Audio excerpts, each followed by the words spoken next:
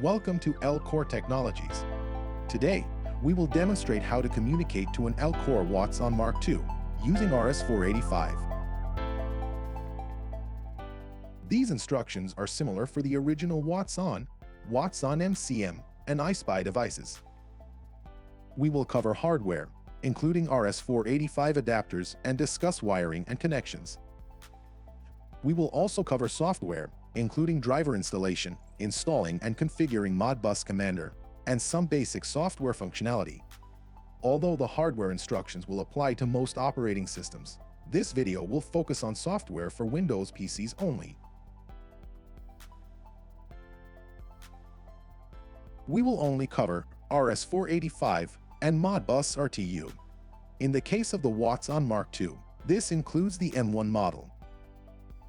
RS-485 wiring terminology can vary, so please refer to the documentation for the device you are using. Some adapters support both RS-485 and RS-422, and the connections may differ depending on the mode. RS-485 typically has two signal connections and a ground. The wire or terminal labels may also vary. Some examples include A, B, plus minus, or XDX, and D plus D minus. We will discuss the popular FTDI, RS-485 smart cable, as well as Elkor's simple USB-to-RS485 converter. Part numbers will be in the description.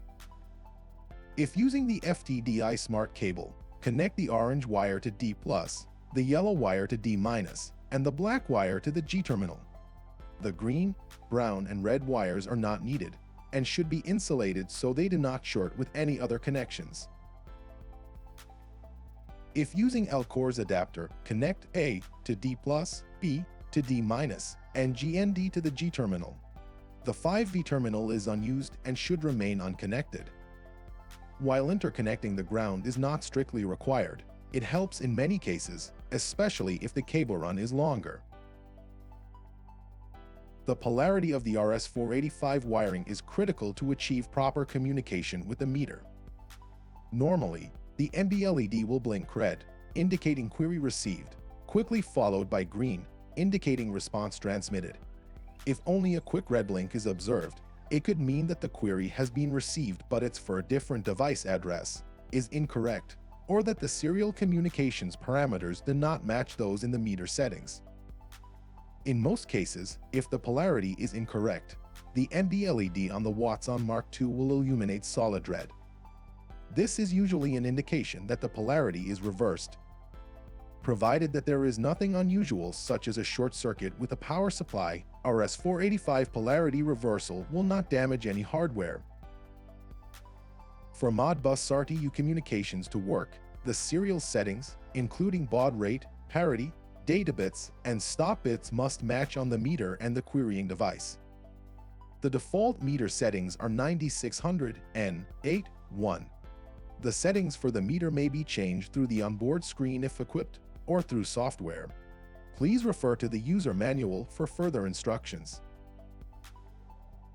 The Modbus device address of the meter is set using the rotary switch on the device. It may be set between 1 and 15, and is labeled using hexadecimal notation, where A is 10, B is 11, and so on. For higher addresses, the switch is set to the F position, and the desired address is set in software.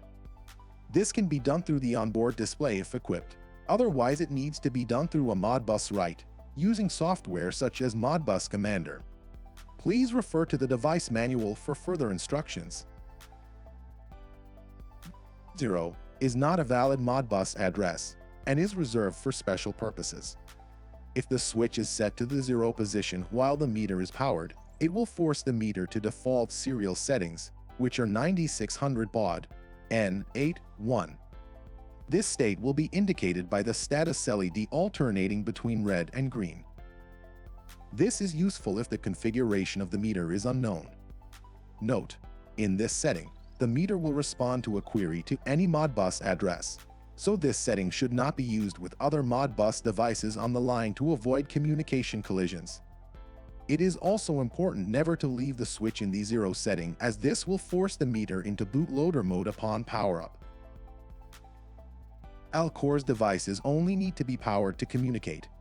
In most cases, 24 volts DC is recommended. However, refer to the device documentation for full specifications. No line voltage or current transformer connections to the device are needed to enable it to successfully communicate. While the measured parameters in this case will simply show 0, it is possible to easily communicate with and configure the device prior to its installation in the field.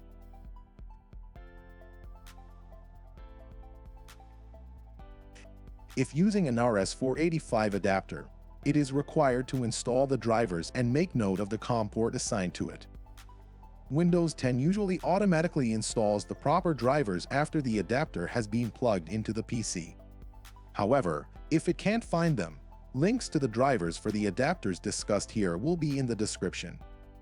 The easiest way to check for proper driver installation and COM port number is to use the Windows Device Manager. There are many methods to open Device Manager. In Windows 10, clicking on the Start menu and typing Device Manager in the search bar will show a shortcut. With the Device Manager open, expand the port's COM and LPD section. In our case, the PC has assigned COM5 to the adapter. We will note this for later use with the software. If Windows does not automatically install the driver, there will usually be an exclamation point beside the driver entry like this.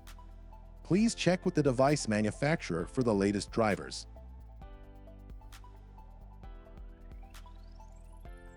Modbus Commander must be installed before use. The installer download link will be in the description.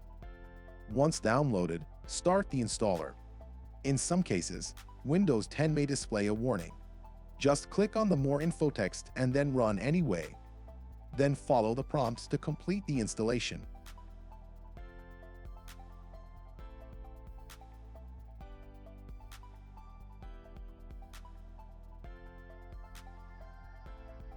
Modbus Commander scans the available ports on startup, so make sure that the RS-485 adapter is plugged in and detected by Windows before starting the software.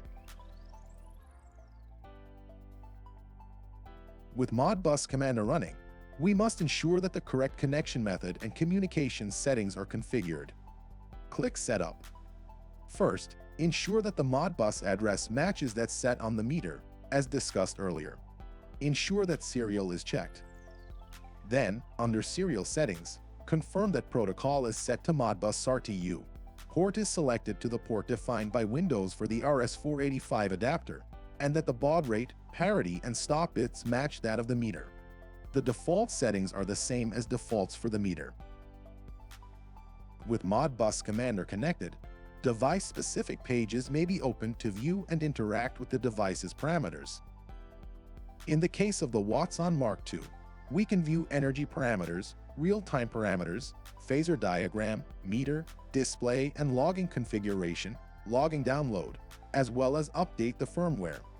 Using the configuration pages, we can set the CD ratios, PD ratios, and other application-specific changes. Using the energy page, we can view the accumulated energy as well as reset it.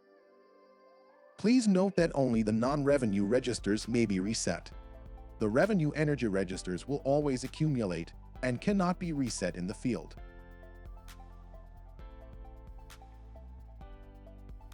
If the WattsOn-Mark II meter is equipped with an onboard display module, the pages of the display may be changed through Modbus Commander. Under Devices, Elkor WattsOn-Mark II, Display Page Editor, we can select page parameters, including specifying either single or triple page types, and define the desired register data to be displayed on each page. It is also possible to reorganize the order of the pages by simply dragging the pages up and down in the list.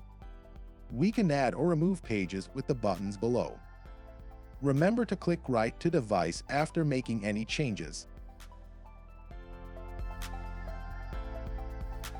We hope that this brief tutorial has helped explain how to connect and communicate with the WattsOn-Mark II energy meter using RS-485, Modbus RTU, and Modbus Commander. For additional product and technical support, please visit elkor.net and check out our comprehensive knowledge base.